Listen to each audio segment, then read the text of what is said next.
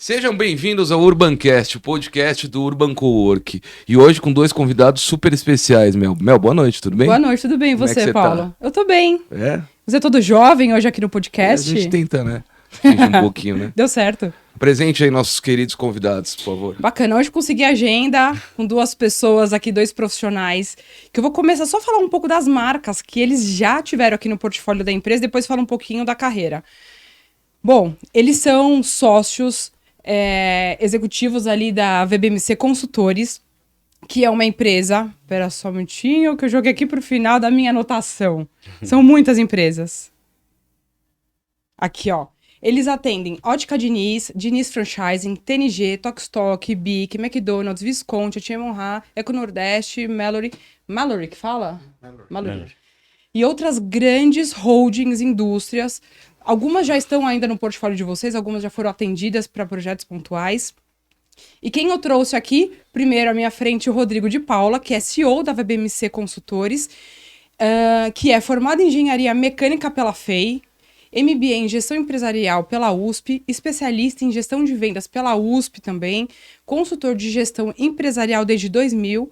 Hoje, ele tem inteligência e atua na estruturação de áreas comerciais, parte financeira, industriais, treinamentos, redesenho de processos, que nós falaremos bastante hoje, tá? E implantação de sistema de gestão. E está na sociedade da VBMC desde 2008. Com todo respeito, muito nerd esse seu currículo aqui, né? E aqui ao lado também o sócio, nós temos o Antônio Arice, que também é engenheiro, atuou, antes de ir para a VBMC, já atuou em 3 grandes multinacionais, é engenheiro industrial, com experiência de 16 anos em gestão de produção, especializado em engenharia de processos, supply chain, gestão executiva e atualmente também atua como CTO dentro da VBMC. Então, muito bem-vindos aqui ao Urbancast. É um prazer. Eu acho que a gente tem que falar quais empresas que eles não atendem, né? Porque, trouxemos algumas aqui. Obrigado, gente, pelo tempo de vocês aqui, Antônio, Rodrigo.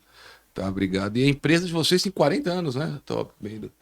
40, completou 40 anos no dia 13 de julho de 2013, no dia do rock. Que loucura, Dia do cara. rock, 40 anos, cara. Eu conheço pouquíssimas hoje empresas, principalmente empresas que tem um foco em consultoria, tecnologia. Você tem fábricas aí que tem 40, 50 anos, mas muito difícil chegar, né? 5 anos você já é um milagre, né? Quando uma empresa consegue sobreviver mais de 5 anos. Agora eu queria entender de vocês, aí vocês escolhem quem responde. Me fala qual que é o papel primeiro, para a gente entender o conceito básico, qual que é o papel de um consultor, não é? Porque quando essa palavra consultoria, consultora, ela ficou um pouco estereotipada aí ao longo do tempo, né? Por uma série de consultores, muitas vezes, que fizeram um serviço que não foi, né, tão bem feito como o de vocês. Sim. Eu acredito. E eu queria saber qual que é o papel de um consultor e o papel de uma consultoria. Sim. Rodrigo. A gente sempre fala que o papel principal de uma consultoria é a geração de resultados. E essa geração de resultados, ela vem... E nós somos agentes de mudança, né? Então, hoje, uma empresa de consultoria ela não consegue sobreviver sem realmente entregar resultados. Foi o tempo em que algumas empresas davam uma arrumada na casa e, de repente, os empresários já ficavam satisfeitos por já ter uma organização melhor. Hoje não. Hoje, o nível de exigência dos empresários realmente é muito maior. E se você não entregar um resultado superior... ao nível de investimento, você está morto, né? Então, realmente, respondendo a sua pergunta, é essa geração de resultados. Resultado, né? Não dá mais para fingir, né? Não dá para falar o que ele deve fazer e depois pegar sua malinha e ir embora. Hoje o pessoal já não tem mais, é uma exigência maior, não é? Você até tocou numa questão importante, né? Você precisa gerar resultado e você precisa estar muito próximo dos interlocutores para que realmente, como você é um responsável em gerar o resultado, não adianta você chegar num dia e falar, olha, o caminho é esse, na semana que vem eu volto e vejo o que foi feito. Você precisa, lógico, passar uma orientação, mas você precisa, durante essa semana, acompanhar, precisa ter uma equipe ali acompanhando, dando suporte, cobrando, treinando, para que na próxima semana, numa reunião de progresso, numa reunião de evolução daquele projeto, você consiga perceber que houve um passo de mudança no sentido dos resultados. Porque né? quando você fala responsável, porque o responsável que ele vai colocar as mãos no negócio é o time, né? Mas você se auto-intitula corresponsável do negócio. A gente, aquele projeto. a gente sempre fala que existe uma corresponsabilidade, nós não somos totalmente responsáveis pela geração de resultado, porque quem vai operar ali é o cliente, mas nós somos corresponsáveis, né? Nós vamos lutar realmente para que aquela proposta daquele projeto seja entregue e a gente está ali com aquela equipe do cliente junto para a gente poder entregar. Então a gente tem sim essa corresponsabilidade. Ficou claro para você, Mel? Ficou. Eu tenho até um ponto a complementar. Como você disse, é uma linha e sai e volta semana que vem para ver o que fez, né? Então, há 12 anos atrás eu resolvi... Ou não volta, depois não você volta. você liga pro cara, já foi, bloqueou o seu celular, acabou, já não tem mais. Há 12 anos atrás, eu resolvi mudar os rumos da minha carreira. E foi quando eu parti para a consultoria. E uma das coisas que me chamou a atenção, me saltou aos olhos, quando eu conheci a VBMC Consultores, e foi o seguinte: a capacidade de implantação e o hands-on do negócio, porque eu era um contratante, como eu trabalhei sempre em multinacional, vinha aqueles os Big Six lá que vinham fornecer serviço. Vinha numa quinta-feira, ou semana que vem eu volto para ver se você fez, e não apoio. E muitos dos nossos clientes, principalmente são empresas familiares, empresas pequenas, médias, e que precisam de sucessão, não tem profissionalização, né, porque é empresa familiar, eles têm dificuldade de entender e até inclusive de fazer de mão de obra. Muitas vezes os nossos projetos, eu digo a maioria das vezes, a gente faz por um tempo, treina as pessoas e acompanha durante um tempo. Então, muitas vezes a gente faz parte realmente da mudança. Da execução da operação. Executa, faz, terceiriza, entre aspas, né? A gente faz um período até ter alguém capacitar essa pessoa e fazer essa transição. E acompanhar essa transição por um tempo. Entendeu? Não é assim, hoje transitei, é seu. Não, a gente acompanha por um tempo ainda. Carrega o filho, põe ele na bicicleta, ajuda a caminhar e aí solta ele. E fica olhando, né? Claro. Pra ver se ele não vai cair. Entendi. Agora, desculpe. Não, pode falar. Uma coisa que me chamou muito a atenção e que tem a ver com essa corresponsabilidade que o Rodrigo falou, é que vocês principalmente se especializaram e têm grande expertise para cuidar de empresas que têm perfil de empresa familiar. Sim. Eu, particularmente, acho que é uma das gestões mais difíceis, desafiadoras que existe. E de verdade, quando eu procurei no Google outras empresas que fazem isso, de fato é um oceano azul, né? Vocês têm uma expertise para fazer isso.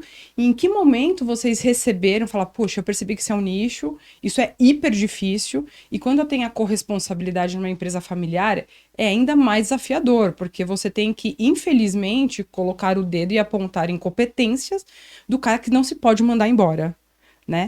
Então, como é que vocês entenderam que isso aí era um nicho, que vocês eram muito bons para isso? Então, nem foi um processo pensado. Aconteceu. O mercado demandou isso. Nós começamos a perceber, porque assim, nós já somos a segunda geração de sócios, né? E a gente percebeu ao longo do tempo, e no início da consultoria, quando eu não estava, que eu entrei em 2000, o sócio fundador, ele veio de uma outra consultoria americana e ele tinha um perfil mais de cliente de grande porte. Tá.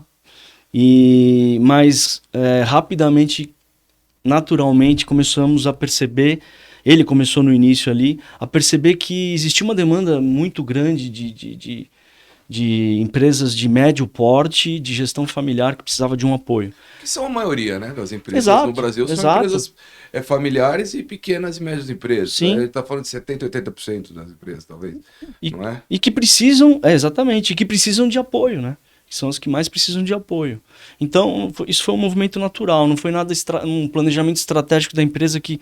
Não, e naturalmente os nossos serviços, nossos produtos, eles foram sendo desenvolvidos para a gente atender algumas demandas que são peculiares de empresas familiares. Legal. Okay. É importante também definir O que é a gente pode entender, mas quem está ouvindo, o que você considera uma empresa familiar? Sim. Então, tá muito relacionado à gestão da empresa, né? Então, se você tem lá na alta administração da empresa pelo menos uma ou duas pessoas da mesma família, você já tem uma característica de gestão familiar. Agora, existem empresas que estão num processo de profissionalização também. Então, você vê na alta administração, de repente, duas pessoas da família e num nível intermediário, né, de gerência média, você já percebe um esforço em você ter uma contratação de mercado e uma formação de uma liderança profissional. Né? Porque uma empresa familiar ela pode ser uma banca de frutas ou pode ser também uma grande empresa, ou não? Sim. Porque você pode falar de o cara do mercadinho, você pode falar de uma VEG, que é uma empresa onde tem uma a Gerdau, família.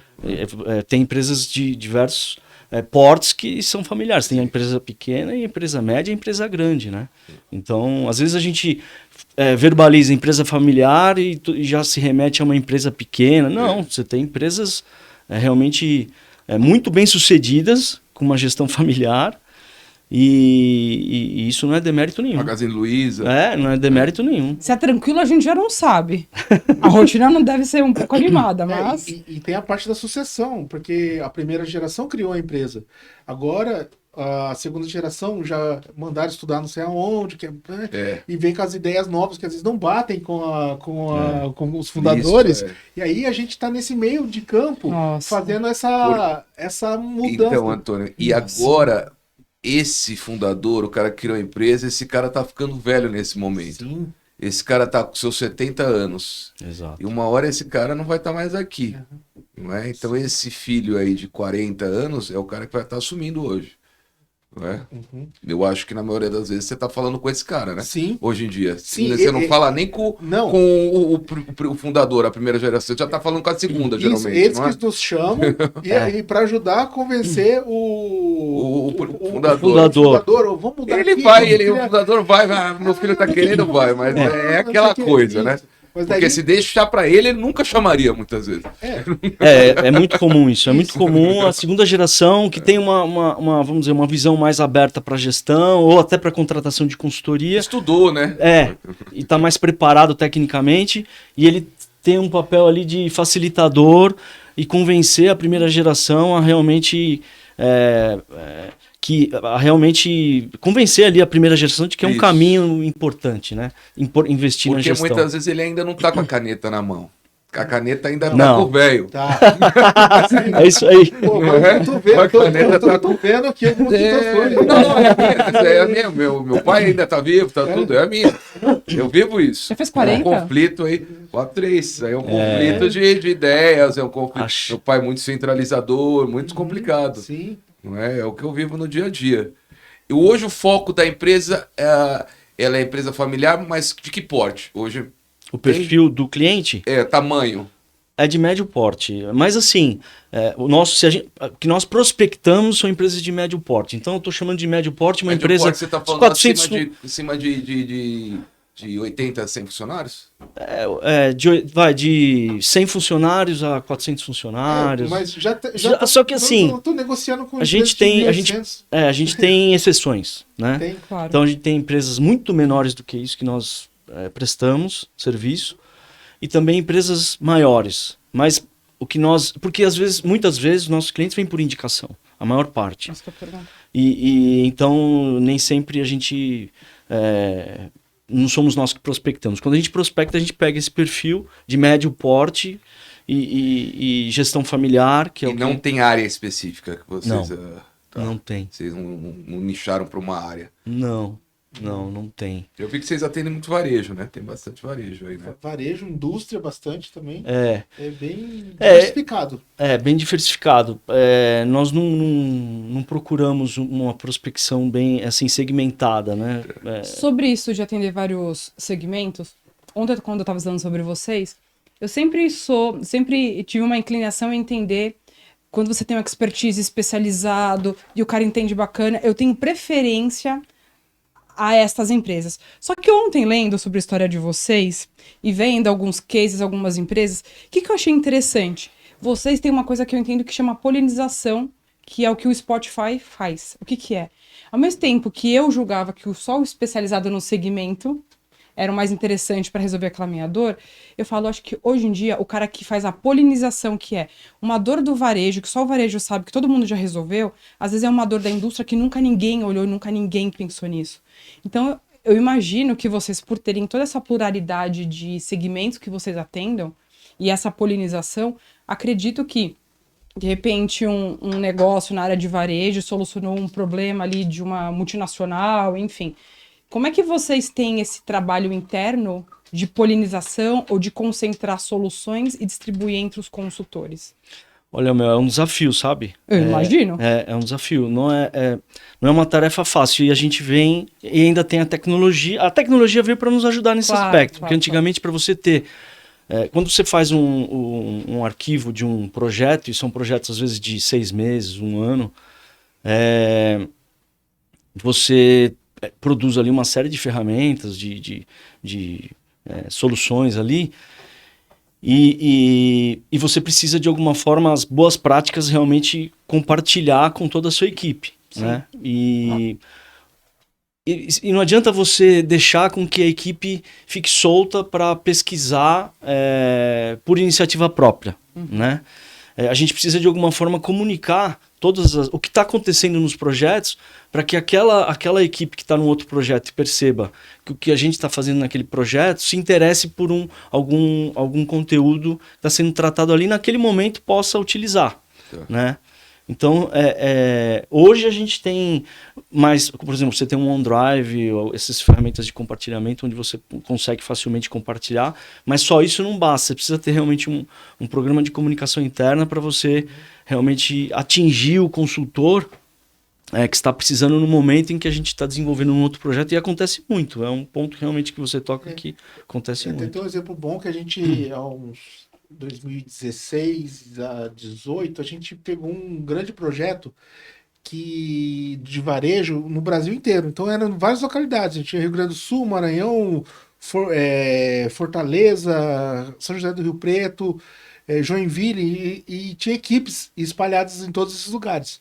Apesar de ser o mesmo negócio, cada um tinha dores diferentes em cada, porque os nossos projetos são customizados. Não tem uma coisa enlatada, chega assim, vou aqui, faço aqui. Não, a gente vai lá, analisa, faz um diagnóstico, vê o que é a dor desse nosso cliente, e aí a gente toma as ações específicas, assim, uma boutique, né, como costumo dizer, né, a gente faz bem específico para aquele problema. E aí a gente tinha dificuldade de informação, porque, por incrível que pareça, em 2016, 2017 tinha o WhatsApp, tudo, mas assim, a comunicação foi antes da pandemia, que não era comum usar Vocês estavam precisando de um consultor. Consultor de comunicação. Exato. Às vezes a gente fala, será que a gente precisa contratar uma consultoria? E aí, o que a gente fazia? A gente amarrava a agenda e eu tentava fazer uma vez por mês, a gente tentava, toda a equipe estar aqui em São Paulo, porque eles retornavam, então a gente fazia uma agenda de uma forma, e esses 3 dias que eles ficavam aqui, a gente se reunia lá no nosso escritório em Santana do Parnaíba, e a gente trocava essas boas práticas. O que você está fazendo aqui? O que você está fazendo aqui? Pô, nossa, eu tô precisando lá isso também. Tá feito aqui, um já trocava a informação. E hoje, com a evolução da tecnologia, a gente já está conseguindo em segundos já chega essa informação do que está acontecendo com a pessoa. Hoje, qual que é o tamanho da empresa? VMBC significa o quê, primeiro? Com curiosidade. VBMC, né? São as iniciais dos sócios. Na verdade, tem sócio que já até faleceu. O V de Varconte, o B de Balaniuk, que já faz parte do conselho, e o M de Marçal, que é o sócio fundador. E o C de consultores. Então, são as iniciais e... Ficou, exato. Ficou. Né? E qual hoje é o tamanho da empresa? Hoje a gente tem 20 consultores e nós somos em 5 sócios. Tá. Né? E já tivemos um pouco mais, né? Um pouco menos. A gente está sempre girando em torno dessa faixa. E vocês criaram uma metodologia própria ou vocês usam metodologias já criadas aí no mercado? A origem da nossa metodologia ela veio dessa experiência do nosso sócio fundador. Muita coisa veio da Proudfood, que é uma empresa americana de consultoria, e a gente foi adaptando e a gente foi criando melhorando, aprimorando algumas metodologias que vieram e adaptando, né? E colocando algumas ferramentas e tal. Mas hoje nós consideramos que a gente tem a nossa própria metodologia. A gente vê uma forma de trabalho que a gente não acha facilmente, nem no nosso cliente e nem, assim, não dá para falar que nenhuma consultoria utiliza, pode ser que utiliza, mas naquele formato é difícil de a gente encontrar. E tem dado muito certo, assim, metodologia de gestão de projetos, quer dizer, como que nós conduzimos os projetos de consultoria e como nós desenvolvemos as soluções para os nossos clientes, né? Então nós temos uma metodologia que o grande desafio é você manter essa metodologia implantada da mesma forma em todos os projetos, porque os sócios, cada um tem um estilo, um perfil, né? Por mais que a gente tenha uma metodologia, cada um tem o seu estilo, né? Tem um sócio que não quer seguir as metodologias. Exatamente. Quem falou isso pra você, Paulo? Tem uma indireta aqui agora, hein? Então, sempre tem. Alguém que não tá aqui. Os outros 3. Ele vai escutar. Então, assim, Depois você conta. tem realmente isso, né? Como você bem falou. Então, é um desafio. Mas temos, sim. A gente... É uma metodologia bem pragmática, é muito prática, porque realmente a gente desenvolve a solução específica para o cliente, mas os conceitos básicos eles estão lá e eles precisam ser seguidos. E recentemente vira e mexe a gente tem que fazer um pente fino para ver onde que está escapando, qual o projeto que não está utilizando. Como qualquer empresa. Exatamente. Então fazer auditoria nos projetos. Você tá? Não nós estamos fazendo. Nós estamos fazendo. Tem uma pessoa que vai lá, Perfeito. aparece lá. Um consultor aparece lá, faz uma reunião, leva como que tá, o que tá fazendo aqui? planejamento, layout do projeto. Tem Cronograma, gestão de atividades, tal, coisas básicas, mas que list. Saber tudo. Muito bem, muito bem. E vocês, uma coisa que eu também vi muito presente na comunicação de vocês foi um termo que eu me apaixonei, engenharia de processo. Né? A gente fala muito de inovação, a gente fala de trazer novidades, a gente traz a coisa da NASA. Só que muitas vezes a gente só precisa fazer o bem feito o processo. E aí quando eu vejo que a BBMC Consultores se posiciona como inteligência de engenharia de processos, isso me encanta muito, né? Me contem um pouquinho sobre isso, como é que vocês trouxeram isso para o dia a dia? As perguntas, percebeu que as perguntas mais técnicas são com a mesma. As perguntas que você tem que explicar as palavras, os conceitos antes de responder. Deixa eu pensar aqui, né? Não, mas legal. Não, prontos, são prontos. Assim, dificilmente a gente passa por um projeto sem trabalhar, redesenhar processo. Tá. Porque a gente trabalha sempre com 4 pilares. Redesenho de processo, desenvolvimento e aprimoramento de sistemas de gestão, né, que são rituais, são processos também, mas são rituais e processos de gestão, que é diferente de um processo operacional. A formulação estratégica, que é o terceiro pilar. E tem o outro pilar de capacitação de pessoas, porque você não consegue redesenhar um processo se você não tiver o suporte de treinamento, mesmo que seja operacional, ou você está trabalhando com alguma questão de gestão, precisa ter um treinamento de liderança, de gestão naquela equipe. Então, o redesenho do processo, quando uma empresa nos procura, dificilmente ela não tem alguma dor que esteja relacionado à produtividade ali em função de um processo. E às vezes as pessoas falam processo, mas é o processo de gestão que está precisando ser modificado, ou não tem, né? Basicamente quando você fala produtividade, realmente é um grande desafio nosso, né? Porque a gente sabe o quanto nós não somos produtivos, né? O brasileiro em si. Né? Então você já tem um problema ali na raiz, né? Que aí vem da capacitação, vem da mão de obra qualificada, que isso é um problema que vocês não vão conseguir resolver de um dia para o outro. Sim. Não é? Verdade. Então esse é um problema aí que a gente vai durar ainda muito tempo para ser resolvido. Eu queria saber, eu tenho uma empresa, tô chegando todo dia lá, eu tô vendo que tem coisa errada, não tá legal, que eu poderia crescer mais.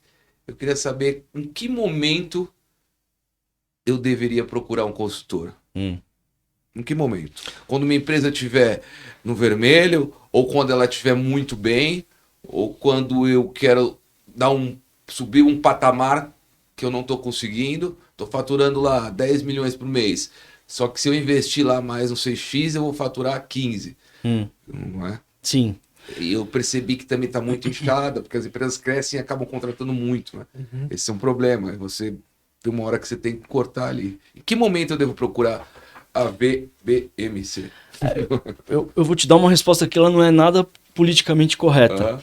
Porque o ideal seria falar, não, desde o início, né? Desde o início tem que ter uma consultoria, mas eu nem sei dizer se seria... Não acredito que seja o melhor caminho. Eu acho que chega um momento da empresa, e é muito comum esse empresário chegar nesse momento, nos procurar, e é um bom sinal, porque ele está com uma visão, que o cara, ele cresceu, ele está indo super bem no negócio dele, ele começa a faturar mais, e ele começa a ter menos dinheiro. Né? Então ele começa a perceber que o negócio está crescendo, ele está, de repente, está tendo mais unidades, se for um varejo, ou ele está numa indústria, está produzindo mais, está faturando mais. Só que eu tenho a impressão de que quando eu era menor, lá pequeno, eu estava com mais dinheiro no caixa, porque normalmente essa pessoa está gerenciando, inclusive, o negócio dele pelo caixa, né? E é aí nesse momento que ele fala, eu estou perdendo a mão do meu negócio, eu não estou conseguindo mais ser eficiente na minha gestão, né, Antônio? Sim. Então, é aí nesse momento que encaixa bem um investimento numa consultoria. Mas muitas vezes as empresas esperam chegar no fundo do poço praticamente. E aí também chamam. E aí a gente vai. Fica mais difícil, mais árduo, mas também é um desafio grande. E tirar empresas de uma situação ruim, mas assim, foi tardio? Foi, mas não é a morte, né? Mas é muito mais difícil, difícil quando você é escolhido para fazer a empresa crescer mais do que você tirar ela do vermelho. E né? tirar do vermelho. Mas algumas vezes já aconteceu, várias vezes, né? Não algumas. E graças a Deus a gente sempre teve bons resultados com isso. Né? As empresas saíram do vermelho, mudaram o rumo, fizemos downsize na empresa, porque você está grande demais e não está dando lucro. Vamos voltar, mas em 98 eu ganhava dinheiro, como o Rodrigo disse. E aí, vamos voltar, como que era em 98? Tá, vamos reestruturar, a gente refaz os números e tal. Choca, às vezes, né? Porque as pessoas veem um número lá em cima. Faturo 15 milhões por mês. Vou faturar. Só que dá 1 milhão negativo no final, né? E aí, você vai faturar 4 milhões por mês e vai sobrar 500 mil, tá bom? Mas como? É assim que funciona. E margem é importantíssimo. Margem no final, né? No final é margem e não tem o que... Não é? E as pessoas, as empresas acabam crescendo e perdem a essência, né, do como começou. Isso acontece muito, né, do core da empresa. Eu percebo muitas empresas cresceram que acabam se perdendo no meio do caminho, né? Sim. E aí vocês entram para relembrar aquele empreendedor que começou ali, não é? Isso. Engraxando sapato. E você falou uma coisa bem, bem interessante, a essência da empresa, né? Por mais que a gente vá evoluindo, nos 40 anos, a gente está implantando tecnologia, agregando coisas, novidades, ferramentas novas, tudo, mas a essência da empresa não muda. É chegar na empresa e gerar resultado. A essência, a metodologia vai mudando, sim, isso aqui, mas a essência da metodologia é a mesma nos 40 anos. E ela só vai evoluindo. A essência não muda. Não muda isso. Aí você falou do core, né? A gente sempre fala que quem conhece do negócio é o nosso cliente. Nós não conhecemos nada do negócio dele. O que a gente conhece é de gestão. Então, na verdade, é um complemento. E às vezes o cara tá perdendo a mão ali porque realmente tá com tanto problema, ou financeiro, ou às vezes problema com equipe, né, mão de obra, tal, que o cara realmente perde o core, ele perde realmente ali a mão do negócio dele, né? E a gente, a ideia ali quando ele nos procura é realmente para dar um suporte para que realmente ele consiga restabelecer essa mão, né? Esse core realmente, né? Precisamos muito disso aqui no Brasil. Muita empresa que tem um potencial mas ele não consegue porque ele não sabe, ele não tem capacidade, por isso tem vindo as novas gerações que têm procurado essa ajuda, né? Sim. É como procurar uma terapia, né?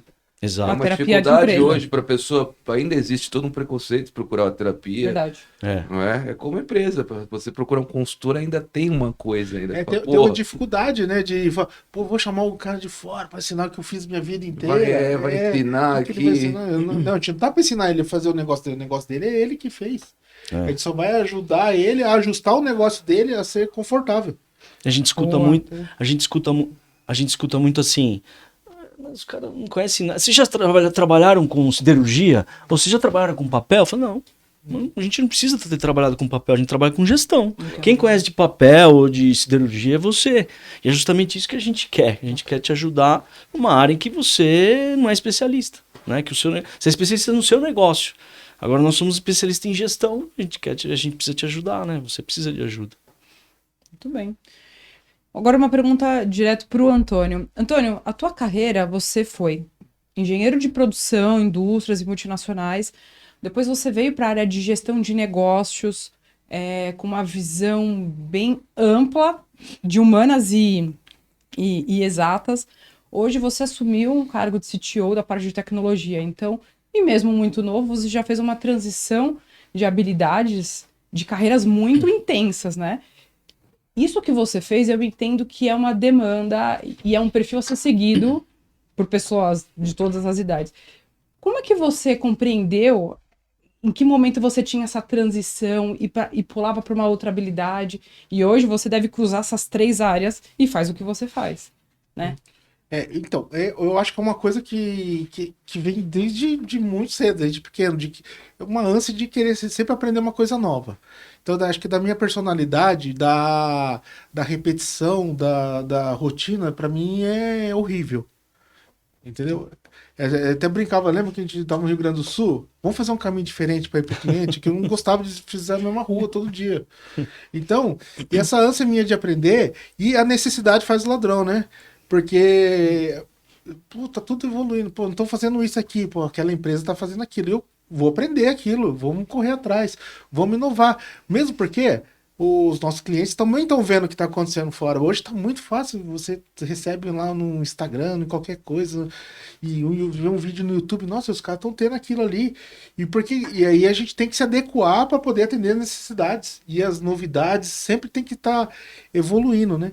E eu, como hoje, né, um CTO, né, relacionado à tecnologia da informação, eu sou engenheiro mecânico também, então eu fui aprendendo. Quando foi a primeira necessidade minha como engenheiro mecânico a trabalhar com tecnologia? Eu sou horrível para desenhar. Eu ia repetir na aula de desenho na faculdade. E aí apareceu AutoCAD em 1992. E era não tinha nem Windows ainda, não tinha nem mouse. Você desenhava tudo digitando coordenadas. E aquilo salvou minha vida como engenheiro. Eu aprendi. A primeira evolução com tecnologia foi isso. Autodidata?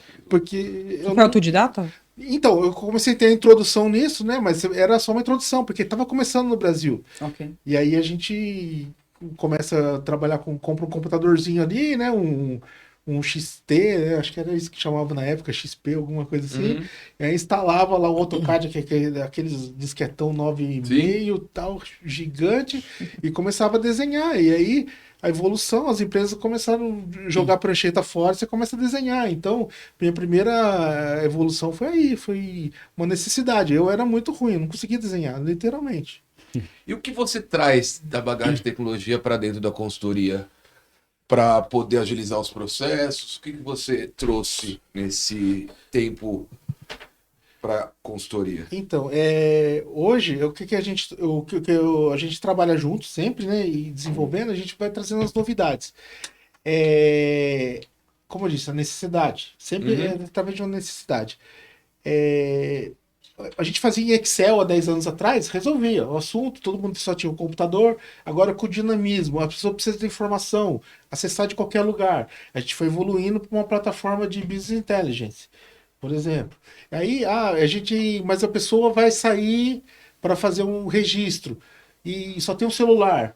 Começamos a trabalhar com aplicativos de low code, para desenvolver isso para você ter mobilidade do negócio. Os treinamentos nossos, como a gente está sempre distante, a gente está sempre nos nossos clientes, dificilmente a gente está na nossa base. A gente cria plataformas de treinamentos online para capacitar nossos. Aqui, como eu disse aqui, a gente se reunia uma vez por mês. Hoje não, está tudo disponível, tudo online para os consultores acessarem lá. Tem um problema aqui, ele já vai consulta lá, dá um procurar, tinha um problema com produção. Tudo que está relacionado à produção já está lá, tudo disponível em vídeos, em arquivos, em ferramentas, tudo para a pessoa trabalhar. E ali já tem o contato de quem fez e a pessoa já direciona e já conversa com a necessidade diretamente com o que precisa. Sem ter que ficar gritando, eu precisando de ajuda, ou ficar morrendo. Então a gente está incorporando ferramentas assim que estão disponíveis no mercado. Corporativas, né? A gente se ajudar. Então a gente está trazendo toda essa tecnologia hoje. Ferramentas. Tá fazendo mesmo, Rodrigo? Isso daí que ele tá falando? Tá fazendo. O Antônio, ele acabou. Ele foi picado, né, pelo TI, a gente fala, né? E aí, hoje ele realmente... E foi importantíssimo, porque acabou desenvolvendo ferramentas tanto para os nossos clientes, quanto para a equipe interna, né? Isso é vital para a gente, realmente, aumentar a velocidade de formação dos consultores. Deixa eu mudar um pouquinho de assunto. Por que vocês acham que o Brasil tem tão poucas multinacionais? Empresas que cruzam a fronteira aqui do Oceano Atlântico, ou para a Europa, Estados Unidos. Por que você acha que falta para a gente criar mais empresas assim? Acho que é uma questão macroeconômica, né? Eu fico sempre pensando o que... Você tem Petrobras, Vale, que são empresas estatais, mas eu estou falando de empresas privadas que saiam daqui do Brasil e vão para os Estados Unidos, vão para a Europa. Você tem quem? Muito pouco. Muito pouco. Pelo tamanho do nosso país, Claro. nós deveríamos ter muito mais bem empresas colocado. assim.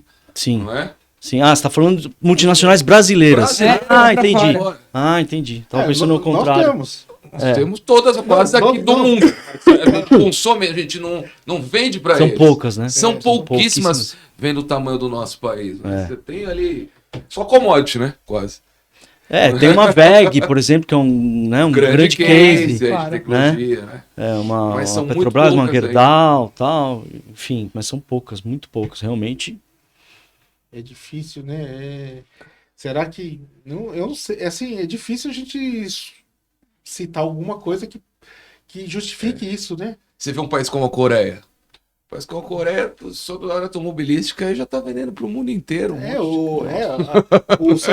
Uma velocidade. E é um país micro. A Samsung também vende os telefones móveis, eles são livres. Mas o exemplo da Coreia é interessante porque a gente investiu na educação há 40 anos atrás, né? Então, eu acho que a base é a educação. É um projeto de longo prazo, é um projeto de Estado. Né? Não é um projeto de governo, né? Projeto de Estado que foi levado a sério e o país decolou. E aí depois de 20 anos você já via multinacionais expandindo. Até hoje você vê marcas que realmente... Então, talvez uma das questões fundamentais estejam relacionadas à educação do país, né? Porque quando você investe... O Brasil nunca investiu seriamente em educação, né? Não. Seriamente. Nunca foi interessante. Não. Pro Estado. Então, assim, se continuarmos assim, de repente... Agora, o Japão também, né? É outro exemplo. Vários asiáticos ali. Então, educação, de bate-pronto, assim, educação é fundamental, né? Porque aumenta muito a quantidade, né? De possibilidades, né? Você tem Você tem que ter muita Exato. empresa para que uma ou outra consiga. Exato. É o funil, empresa, né? e gente fazendo volume de competência em todas as áreas, né?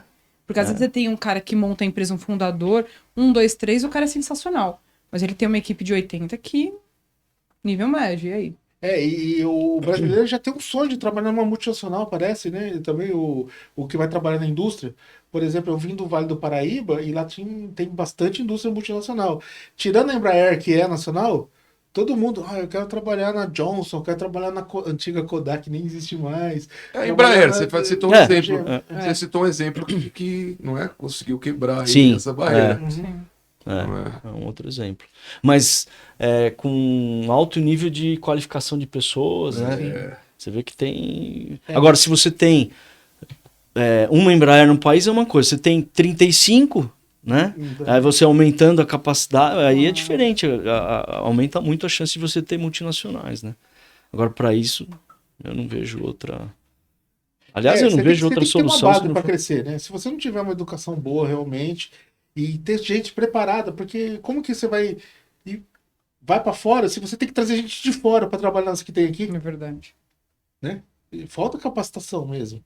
Essa capacitação é bem defasada no Brasil, né? Eu acho que tem uma minoria de brasileiros muito qualificados, porque quando você escuta profissionais que vão para fora, que passam, se escuta muito bem, falou, o brasileiro se dá muito bem lá fora, é um cara que tem mais versatilidade, mais flexibilidade, mobilidade, pensa fora da caixinha, né? Pode ser que isso seja um mito, mas enfim, é o que a gente escuta, mas pode ser que seja em função de uma minoria muito qualificada que poucos têm essa oportunidade, né? E aí acaba sendo, quer dizer, nós somos em 200 milhões, mas 1%, muito menos, né, de 1%, acaba tendo a oportunidade de uma ótima qualificação. Com certeza. Que pena. Mel, só eu tô perguntando. Quando você reclamar, Paulo, passou dos 40, eu começo a ficar muito reclamão, eu acho, viu? Só acho. Minha pergunta tem a ver com o que nós conversamos lá em cima. Eu sei que vocês investem nesses treinamentos para os consultores, né? Até porque eles são o capital humano de vocês. A matéria-prima, eu vou falar que é o conhecimento. Então, isso que eu sei que vocês já dominam. Mas a intenção agora é que vocês tragam como conselho ou até uma defesa para essas empresas que eu escuto. Treinar colaborador é caro, eu treino, o cara vai embora, eu vou treinar para quê? O cara tem que chegar pronto. Entendeu? Eu gostaria que vocês rebatessem um pouco dessas crenças desses gestores que acreditam que investir nos seus colaboradores com treinamento é um gasto, não um investimento. Eu acho que tudo depende de como é feito o treinamento. Porque, às vezes, o empresário pensando dessa forma, ele até tem razão, dependendo de como é feito o treinamento. Então, se for uma palestra, simplesmente, né, onde o cara vai lá e fala ali passa algumas informações ali e não existe um trabalho, um projeto estruturado para realmente geração de resultado, aí acaba alimentando esse mito de que o treinamento não é bom, porque de repente ele não está sendo feito da melhor forma. Então, se você faz um treinamento e você, depois do treinamento, você acompanha quem foi treinado para que realmente aplique tudo que foi passado em sala de aula ou em laboratório, no dia a dia, e o empresário vendo aquilo, ele começa a perceber que, tá mudando, esse cara tá diferente, a minha liderança tá falando, tá diferente, os resultados começaram a melhorar, isso muda, né? Então tem um pouco disso também, né? Então eu não culpo só a questão do empresário. Alguns empresários têm esse paradigma que realmente... Tem muita gente que jogou dinheiro fora com muito treinamento ruim ao longo do tempo. Exato. Né? Treinamento começou a ficar... colocar dinheiro, jogar dinheiro fora, porque muito cara picareta também. Isso. Entendeu? Contratar o coaching para gritar lá, energizar o cara. Ele dá um treinamento para 100 empresas, o mesmo treinamento para todas as empresas. Como você pode? Ser empresas diferentes, perfis diferentes de funcionário, empresa. Aí até esquece de trocar o logo, sabe? O Ctrl-C, Ctrl-V. Tá o logo de outra empresa lá. Gostei da sua resposta. É assim. Agora, claro, eu acho que treinamento, capacitação... É muito melhor você ter um cara capacitado do que você não ter, né? Eu acho que você tem mais que ter. Caro. Toda empresa tem que ter uma verba para capacitação. Sim. Não é? Agora, se o seu funcionário for uma vez, se ele for para outra empresa, tudo bem.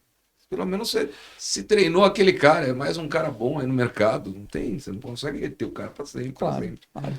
O que não pode é fazer treinamento só por fazer também, porque aí vai jogar dinheiro fora, realmente. Agora, se você tiver um programa sério, alguém pensando naquilo...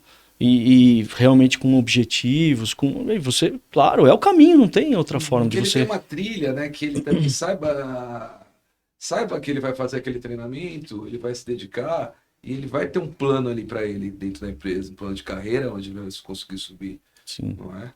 E tem um outro ponto, a gente falou de gastar dinheiro com treinamentos. Muitos treinamentos são dados, às vezes, talvez, compra um treinamento bom, mas para as pessoas erradas, talvez. Põe todo mundo, vamos pôr todo mundo na empresa. Não, o treinamento muitas vezes tem que ser um treinamento que seja aplicável depois. E tem que dar, e o próprio empresário pode errar aí nesse ponto, de dar um treinamento para a pessoa e não deixar a pessoa utilizar o que foi treinado. Esse é um grande ponto. Isso também. Vou ensinar você a fazer um carro, mas não deixa o cara fazer o carro, não adiantou nada. Sim. Então ele tem que ter consciência que eu vou dar um treinamento para um grupo específico, e esse grupo específico vai ter que utilizar os conhecimentos adquiridos nesse treinamento de alguma forma para gerar resultado na empresa, né? Então esse é o ponto. Esse é um outro ponto E importante. não adianta também só pagar um treinamento. Vocês falaram de um case, eu acho que vocês podem falar, vocês falaram que estão atendendo Ótica Diniz, né? Exemplifica o que vocês fazem, por exemplo, para uma Ótica Diniz aí que tem aí centenas ou milhares de lojas aí no Brasil. Não sei se são franquias, né? É que a gente já atendeu a Diniz Franchising, que é a franqueadora. A gente fez um trabalho lá de estruturação da Diniz Franchising. E agora nós estamos com um projeto num grupo de lojas aqui da região do Alto Tietê, que é um franqueado que tem... Franqueado Master aí. Que tem várias lojas. E aí, hoje, por exemplo, nesse caso, um trabalho de sucessão. Então a gente está estruturando. Você entrou nesse assunto que eu ia falar. Governança corporativa, sucessão e preparação da segunda geração, como os gestores ali executivos. E também esbarra na questão. Na verdade, a gente deu uma reduzida no projeto. E aí a gente acabou, nesse primeiro passo, a gente acabou tratando só de governança e grupo executivo. Nesse caso. Mas nós já, há 5 anos, nós já fizemos um projeto lá de 2 anos onde a gente trabalhou nas lojas. E aí foi gestão de vendas de loja, né? Então, supervisão de loja, rotinas de loja, técnicas de vendas, treinamento de vendedores, de liderança de lojas, processo ali de lojas, até a parte de gestão de estoque de lojas, enfim, a parte financeira também. Foi um produto que a gente desenvolveu especificamente para eles, que foi, vamos dizer, um primeiro passo para a estruturação da gestão desses franqueados, né? Então eles deram, realmente foi um salto aí de gestão, e aí agora eles gostaram, e aí depois de um tempo, pandemia passou, tal, eles nos chamaram novamente para... E quem chamou para você para esse processo de sucessão? A primeira geração ou já o sucessor? A primeira geração nos chamou. A primeira? A primeira geração nos chamou. Lógico que a segunda geração já está lá. Mas é assim, chamar é uma coisa. Aprovar é outra. Agora, cumprir o plano de transição é outro. É um grande desafio, né, Antônio? Então, mas assim, tá todo mundo junto ali. Tanto os herdeiros ali, os sucessores, quanto a fundadora ali, no caso, né? Então, mas a gente está bem animado ali. A gente já teve um contato de 2 anos. Mas por que é tão difícil a sucessão familiar no Brasil? Acho que no mundo inteiro, né? Mas eu acho que no Brasil é um pouco mais complicado, não é? O que você acha? Então, o receio, né, do sucessor perder, destruir o negócio, né? Porque muitas vezes ele começou do nada, né? Eu vim, não sei da onde, não tinha nada, montei o negócio do zero, cresci, daí o filho já teve uma possibilidade maior, né? Já cresceu num outro ambiente, agora ele vai jogar tudo no meu. Ou não confia mesmo, porque relacionamento de pai e filho, mãe, é difícil, né? Porque o pai sempre quer ser protetor e não confia, né? Muitas vezes no filho. Então daí dificulta isso. Mas a cabeça... As pessoas têm que mudar, né? E aí a gente trabalha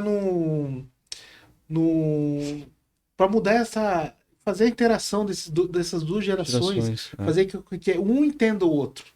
Porque se o pai chegou onde chegou, teve bons motivos. Nem tudo que ele fez foi errado. Não fez, foi um monte de coisa certa. Claro. Porque ele ficou rico. Né? E agora o filho também, só que o filho tem que adequar ao tempo, e o pai, às vezes, muitas vezes não entende. Então a gente tá e fica, muitas vezes nessa sucessão, a gente fica no meio, pegando o que é melhor de cada um, trabalhando isso e fazendo que um entenda o outro. É uma terapia. Mas para ter isso para começar isso, os dois já tem que querer, né? Sem dúvida. Senão nem começa. Não começa. Essa é a verdade. Não começa. Não começa. Às vezes tem que ter até uma desavença entre eles para que os dois queiram, né? Sim. Pode acontecer isso. Mas a desavença ela vem antes de você chegar. Sim, vem antes de chegar. A gente já tá lá, já no momento já de afeto, já, né? Entendi. O Mel, você falou de terapia. Muito? De terapia. Até é um termo. Assim, a gente às vezes até brinca, né? Às vezes a gente até brinca. Mas nós não temos preparação nenhuma de terapêutica. A gente chega já chegamos em alguns momentos nos projetos e falou, olha, daqui para cá eu não tenho competência técnica para tratar. Aí é uma questão de buscar um psicólogo, alguma coisa. Você vê que tem conflitos. Eu posso te dar uma indicação? Mas nós não somos, vamos dizer, os profissionais mais... Não temos nada de preparação nesse sentido, né? Muito bom. Nossa... Você tem que escrever um livro daqui a pouco, porque deve ter passado tanta coisa divertida e desafiadora. Nossa. Que vale a pena. 50 anos lançar um livro, hein? Histórias, tem várias histórias. Todo dia um desafio. Imagina. E briga societária? Vocês pegam muitos no meio dessas questões? Celular na cabeça. Barraco, treta. Verdade. Porque a gente sabe, né? A gente sabe que briga entre sócios acaba muitas vezes levando a empresa à falência, né? Claro. A gente... Sabe o que a impressão que dá, Paulo, é que principalmente o empresário que nunca trabalhou no mercado corporativo, montou a empresa jovem e se deu bem e por algum motivo a gente está lá, né? Parece que eles estão por exemplo, são, sei lá, 2 irmãos, né, trabalhando, por exemplo. Parece que eles estão na casa deles. Eles não têm muito a diferenciação de um ambiente corporativo, como nós temos, de um ambiente familiar. Então você vê duas pessoas conversando ali, seja irmãos, seja casal, parece que eles estão na sala da casa deles, né? E eles não estão pensando no que o colaborador está pensando daquela conversa dele, não está pensando em nada. Então é uma briga, parece que é uma briga dentro da sala da casa. Você fala, cara, como que esses caras estão fazendo isso? É muito informal. E nesse momento é informal. que eu sempre falo para as pessoas que estão querendo começar uma empresa, nesse momento que você está começando a empresa, tudo é bom, né? Tudo é feliz. Esse é o momento de colocar as coisas no papel. Sim. Esse é o momento de você fazer um contrato legal. Sim. Qual que é o pior? Qual que é, para mim, a principal cláusula que você tem que ter, e mesmo comigo já aconteceu e hoje eu deixo claro em todas as minhas empresas que eu abro. Qual que é a regra de saída? Sim. É isso. O que acaba 90% das discussões societárias é regra de saída. Você acha que sua empresa vale 2x e o cara que está lá vai ficar falando que vai valer 1x. Não é? Verdade. Isso é o que dá muito problema. E tem que ser tratado logo no começo, na fase de que tá tudo bem, lua de mel, é verdade. Realmente. Perfeito. É o casamento, né? É o casamento. Depois separa. Depois sai algum atrito, fica tudo mais difícil. E tem coisas que são pessoais que você não gostaria e já deixar bem claro no começo. Por exemplo, eu não quero que não tenha parente do seu lado nem do meu lado. Vamos trabalhar nos dois. Então já deixa no acordo Societário lá, tem que estar escrito isso. Isso aí. Até uma vez eu fui numa pessoa que tem uma empresa de construção civil aqui em São Paulo, bem grande, são 6 sócios, né? O cara deixou bem claro. Uma das nossas cláusulas é a seguinte, como você falou, se eu morrer, a empresa, a minha esposa vai ser uma viúva bem rica, porque os outros 5 vão pagar minha parte para ela. Ela não vai assumir, porque ela é a viúva dele, já tá do contrato deles. Sim. E o outro que, minha filha quer trabalhar na empresa. Não, vai estudar medicina, fazer outra coisa, porque na minha empresa você não vai poder trabalhar. Tava bem claro isso para ele. Falei, nossa, achei bem interessante aquilo. Eu quero ter uma rede de loja de material de construção aqui no estado de São Paulo, bem grande, tem 40 lojas. E os 6 sócios definiram isso. Eu falei, nossa, achei bem interessante, né? A minha esposa, quando eu morrer, ela vai ser uma viúva bem rica, porque os sócios vão ter que já tá no acordo de sócio dele a saída. mesmo com a morte, já tem uma saída definida. Tá certo. Só não pode ficar falando pra esposa isso, que senão Perigoso. fica perigoso. Ele foi bem despojado, isso é, mas achei interessante. Achei esses planos. interessante. E a filha que queria também participar não pode entrar na empresa. Ele vai. Monta a sua. Eu vou, Monta a sua empresa. mais ou Muito menos bom. isso. Muito bom. Acho muito maduro e adulto esse tipo de conversa. Foi bem E definido. precisa. Foi bem definido Precisa. quando são 6 sócios, né? Imagina a chance de brigar. É bem grande. É uma loucura. Eu já tive alguns exemplos disso. O futuro da empresa, como vocês enxergam aí a consultoria de vocês daqui uns 10 anos? Olha, Já emendando, desculpa, já emendando depois, como que vocês têm implantado a inteligência artificial? Vocês têm olhado para isso? Como que vocês têm colocado isso dentro da empresa também? a gente está passando por um... A gente estava até falando lá em cima, né? Uhum. É um terceiro movimento aí na empresa, né? Nós tivemos uma primeira geração, uma segunda geração que somos nós, né? Mas já tem consultores que são muito mais jovens, que pensam totalmente diferente da gente. Eu ainda, hoje, ainda comentei com o Antônio vindo para cá. Os consultores que a gente contrata, o pai do consultor é mais novo que eu, É uma loucura. né? Aí eu falo, cara, então enfim, são pessoas que pensam completamente diferente, então já é uma terceira onda e tal. Mas a parte comercial da nossa empresa, ela estava muito ancorada no sócio fundador. Nós, de alguma forma, a gente ficamos meio que numa zona de conforto por alguns anos, porque ele sempre teve uma boa rede de relacionamento e isso já trazia, isso mais a indicação dos nossos clientes, já era o suficiente para a gente ter sempre o nosso nível de faturamento sempre numa crescente. Bom, ele está se afastando da operação, já não está com grande disposição para grandes relacionamentos e tal, e agora a gente está tendo que estruturar a nossa área comercial. Então a gente está realmente nessa fase de desvincular, né, desmamar desse momento em que a gente passou usufruindo disso. Então é um desafio essa parte comercial para nós, eu sempre falo isso. A questão da tecnologia também é um desafio, né, porque realmente as tecnologias, elas vêm e elas influenciam muito realmente, principalmente as ferramentas, né, o conceito é o mesmo, mas as ferramentas utilizam. E isso Porque todo mundo hoje ele virou um consultor, né, quase, Sim, ali, porque ele pergunta ali no chat GPT. Então, aí é o ponto. A inteligência artificial. A gente já começou a estudar, lógico, né? Quando já começou, a gente já está estudando. A gente está utilizando alguma coisa já? Já.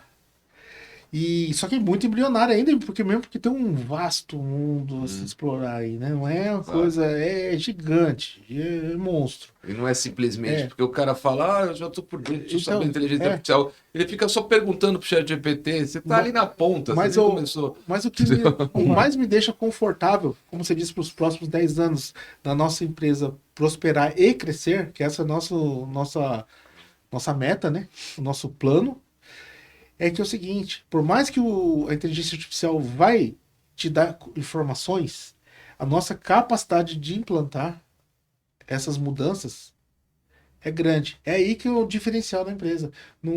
Aquele cara que passa, que a gente começou no começo da nossa conversa, que passa na semana e volta na outra para ver o que você fez, esse você consegue pegar no chat GPT.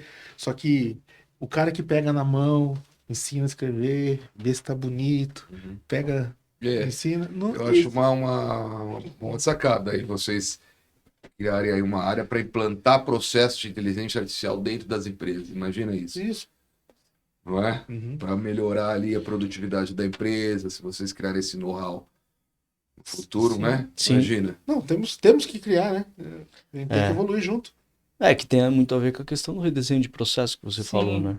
Porque Ninguém tem muitos conhece. processos repetitivos tendem a ser robotizados, já Sim. estão muitos aí sendo robotizados, né? Então, Só que muitas vezes precisa de alguém lá de fora para ver como que eu posso implantar isso, né, dentro dessa empresa, Exato. diminuir custo, aumentar a produtividade, tudo, não é? Sim. Aí, ó. Exato. Aí quando vocês montarem isso, a gente vira sócio disso daí. Não é, Legal. Sim, com certeza. Vamos?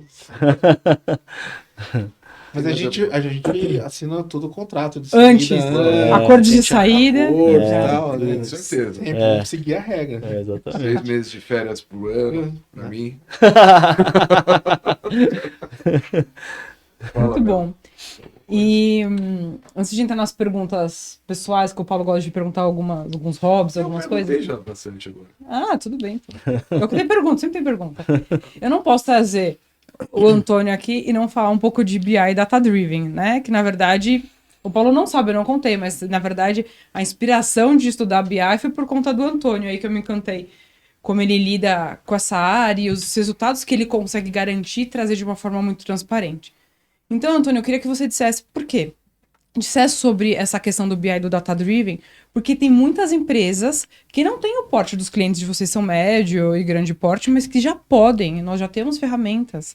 Nós trabalharmos com tomada de decisão baseada em dados, isso é acessível para todos os negócios, um microempreendedor ou uma baita de uma multinacional, né? E eu entendo que tem muitos empreendedores, empresas de pequeno porte, até de médio, que eu já peguei cliente de médio porte que não tinha nada de BI, porque ele acredita que isso é só para grandes empresas. Então traz um pouco sobre isso, de que é acessível, que é preciso trazer isso para dentro da empresa. Isso é totalmente acessível, isso aí hoje, porque tem condições da pessoa desenvolver, até aprender sozinha, mas assim, mas o grande ponto do negócio, como eu disse, não ter nada enlatado, é a gente entender qual a necessidade de criar esses BIs, para você direcionar, dirigir realmente seu negócio.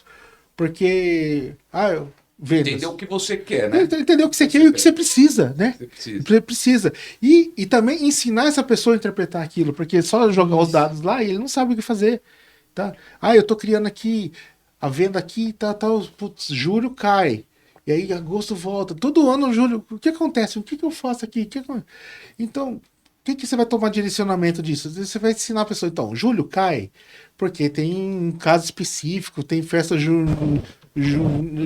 férias escolares no meio do ano, a pessoa, todo mundo viaja, não gasta aqui, tal, tem um grande motivo.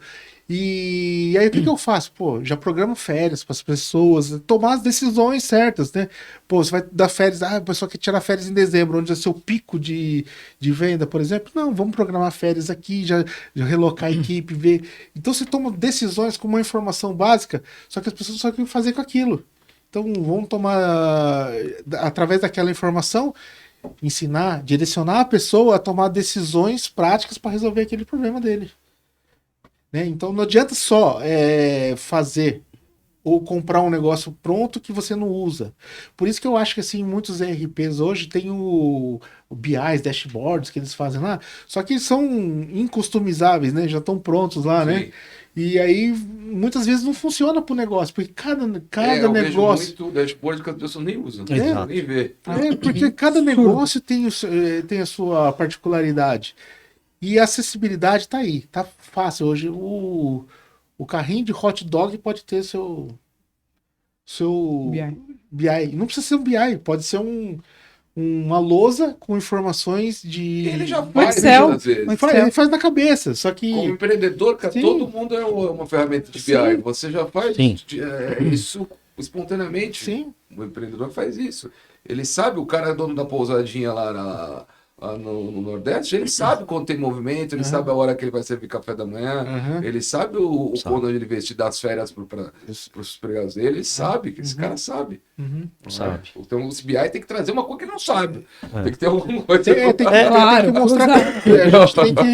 A gente tem que extrair não só a informação, é gerar resultado com aquela informação. Isso, também isso. Não adianta ter uma coisa, uma formação que pra mim não... bonito. Olha aquele verde. Não tem nada a ver. Tá tudo verde, mas por quê? E eu percebo que essa área de BI tem sido exigida e tem encontrado profissionais da área de tecnologia para isso. Só que o cara não tem a manha do negócio, essa interpretação que vocês têm. O cara, às vezes, é muito inteligente em ciência de dados, machine learning, arquitetura da PQP, mas o cara não consegue interpretar com visão de negócio. Então, eu acho que esse é um desafio também para a área da educação, para os treinadores dos consultores, para que consigam desenvolver esses dois lados, né? Porque senão não Isso, adianta. essas ferramentas, nos nossos clientes, a gente faz sempre a 4 mãos.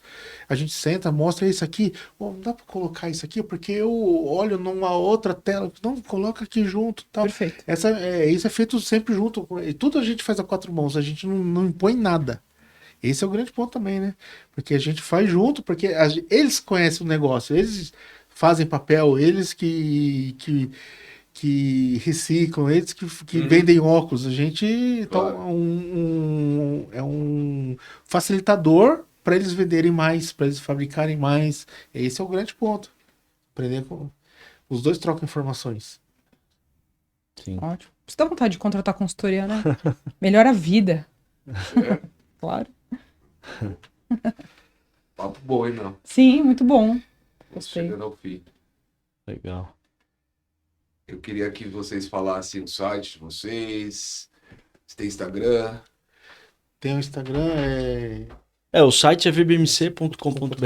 rbmc.com.br. Quem quiser entrar em contato com vocês, pode ser pelo site, pode ser pelo Sim. Instagram. pode ser pelo Instagram, né? Arroba @vbmc Consultores, né? Acho que é @vbmc Coloca na Consultores. tela. Ou no Instagram. LinkedIn também de No vocês. LinkedIn. Né? O meu tá lá, Antônio Arice, pode entrar em contato Antônio direto. Arice e Rodrigo de Paula, não é Sim, isso? sim. Muito bom. No site tem lá os links direto para Instagram, LinkedIn e tal. Perfeito. Que a gente Tem vai um colocar. contato, tudo. E a gente Legal. responde o WhatsApp, as soon as possible. Quanto antes a gente responder, é melhor, porque tem que ser ágil hoje. né? Claro. Tem que ser, Não claro. dá pra demorar, Responder, né? já vai pra outra lá. Uhum. Gente, obrigado. Obrigado. Muito obrigada. Prazer, Foi obrigado a vocês. Foi Obrigado a animal vocês. aí. Muito Melzinha, obrigado aí. Obrigada, Bom Paulo. te ver. Tá? Até a próxima. Obrigado, gente. Boa noite. Obrigado. Obrigado.